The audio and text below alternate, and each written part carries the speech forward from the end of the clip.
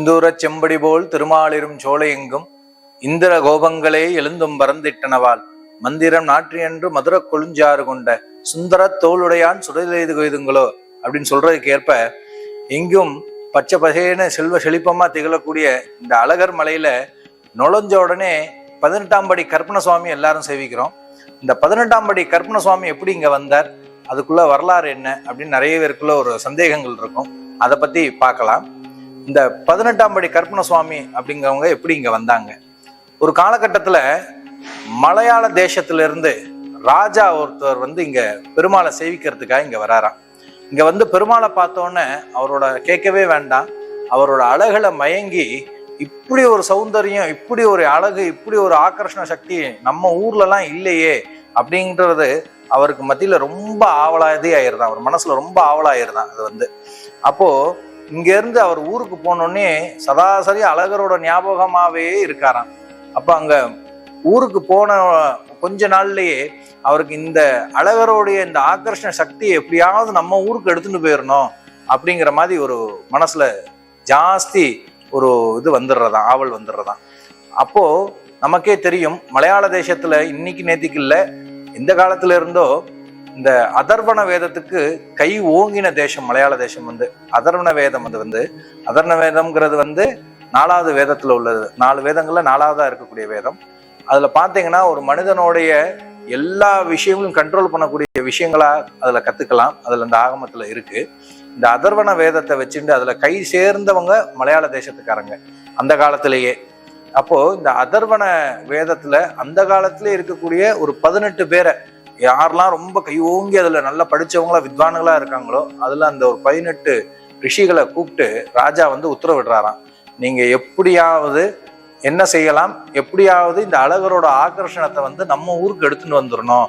இந்த நம்ம மலையாள தேசத்துல இப்படி ஒரு ஆகர்ஷண சக்தி, இப்படி ஒரு சௌந்தரிய சக்தி நம்ம ஊர்ல இருக்கணும், அங்க இருக்கக்கூடாது, இதுக்கு என்ன பண்ணலாம் அப்படின்னு கேட்கும் பொழுது அந்த 18 பேரும் ஒரு குழு அமைச்சு அதுக்கு டிஸ்கஸ் பண்ணி இதை மாதிரி அங்கேயே போய் இருந்து ஒரு 48 நாள் ஹோமம் பண்ணி அவருடைய ஆகர்ஷணத்தை நாங்க எடுத்துட்டு வந்துடுறோம், இதை மாதிரி பண்ணலாம்னு சொல்லி சில விஷயங்களை சொல்றாங்களாம் அதர்வண வேதம் மூலமா. அப்போ யார் கண்ணுக்கும் தெரியாம எப்படி பண்றது அப்படிங்கும்போது விசேஷ மை வச்சுக்கிறாங்களாம். அந்த மைய உடம்பு மூல தடவிண்டா யார் கண்ணுக்கும் தெரிய மாட்டாங்களாம். இப்படி 48 நாளைக்கு இங்க வந்து பண்ணணும்னு சொல்லி இங்க வந்திருக்காங்க. வந்திருந்து அந்த விசேஷ மைய தடவிண்டு யார் கண்ணுக்கும் தெரியாம கோல் வளாகத்துக்குள்ளே இருந்துட்டு ஓமங்கள் பண்ணிட்டு இருக்காங்க. அப்போ இந்த ஓமங்கள் பண்ணிட்டு வர நேரங்கள்ல ஒரு 40 நாள் தாண்டின இடைவேளையில பெருமாள் வந்து எங்க முன்னோர்களோட சொப்பனத்துல வந்து சொல்றாராம், இது போல 40 நாள் பண்ணிட்டாங்க, இதுக்கு மேல இன்னொரு 8 நாள் போச்சுன்னா என்னோட ஆகர்ஷணத்தை அவங்க எடுத்துட்டுருவாங்க, என்னை ஊர் கடத்தி எடுத்துன்னு போயிடுவாங்க. ஊர் கடத்தி எடுத்துன்னு போவாங்கன்னா விக்கிரகத்தை கிடையாது, அந்த விக்கிரகத்துக்குள்ள இருக்கக்கூடிய உயிர் ஜீவனை, அந்த ஜீவனை ஆகர்ஷணம் பண்ணி எடுத்துன்னு போறது, அந்த சௌலபியம் அந்த ஜீவன்ல தான் இருக்கும், அது அவங்க ஊருக்கு எடுத்துன்னு போயிடுறது, இப்படி வந்து செஞ்சிருவாங்க. அதனால இந்த ப்ராசஸ்ல நீங்க வந்து பண்ணுங்கன்னு சொல்லி சில விஷயங்களை எங்க முன்னோர்கள்ட்ட சொல்றாங்களாம். அதே போல எங்க முன்னோர்களும் ஊர் மக்களை திரட்டிண்டு அந்த காலத்துல ராஜாவோட காலங்கள், அப்போ ராஜாவோட பிரதிநிதியை வர சொல்லி அவர் முன்னிலையில பெருமாள் என்ன சொப்பனத்துல சொன்னாரோ அதே போல ஒரு இந்த அக்னியோட இதுல மிளகாவத்துல போட்டு அந்த நெடியில வந்து கோவில் முழுக்க அந்த நெடியை பறத்துறாங்களாம் அந்த புகையை.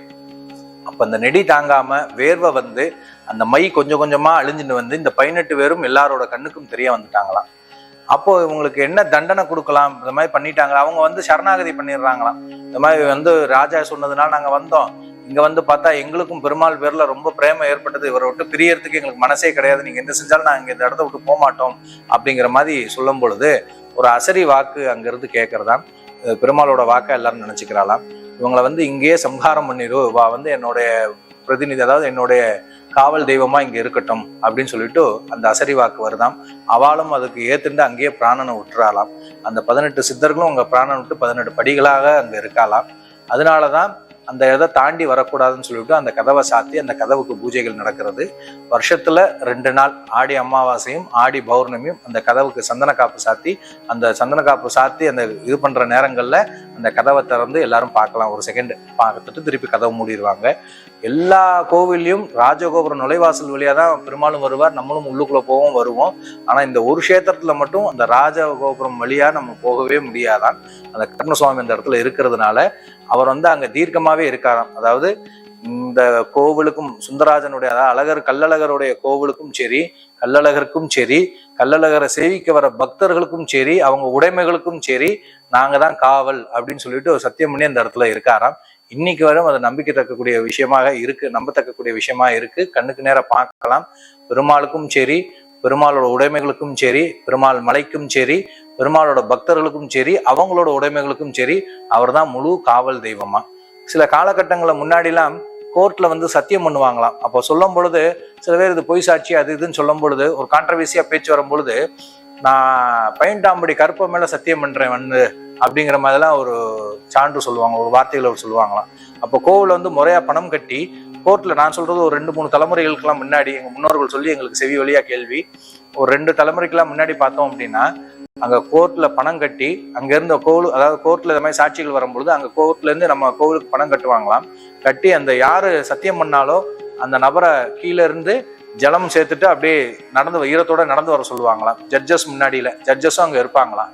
அப்போ யாராவது உண்மையா சொல்லியிருந்தான் அப்படின்னா அந்த படியில ஏறி உள்ளுக்குள்ள கோவிலுக்குள்ள வந்துருவானா. அப்படி பொய் சொல்லியிருந்தானா அதுல காலை வச்சு 2வது படி தாண்டும் போதே ரத்தங்கைக்கு போனவனும் உண்டாங்க.